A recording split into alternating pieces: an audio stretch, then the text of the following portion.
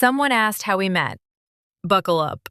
It all started with a missed flight, a dead phone, a $9 sad sandwich, and one random guy with a phone charger who changed everything.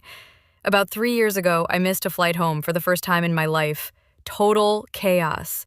My phone died, the gate changed, I was stuck in the wrong terminal eating a $9 sandwich, and by the time I realized, my plane was somewhere over Ohio.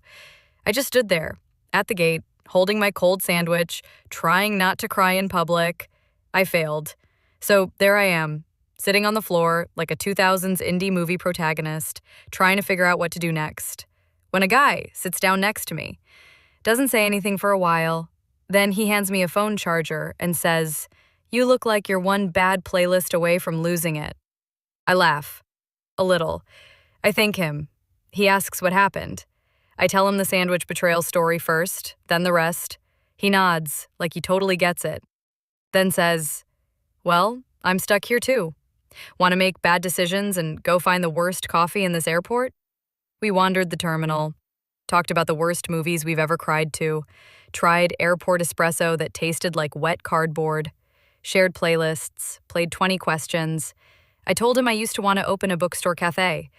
He told me he once tried to run a bagel cart but set off the fire alarm on day 2. By the time our rescheduled flights were boarding, we were already texting. Over the next few months, we stayed in touch.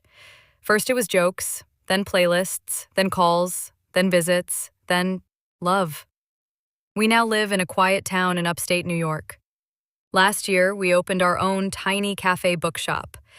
There's a sign above the counter that says, "Missed flights and burnt coffee. Est 2023.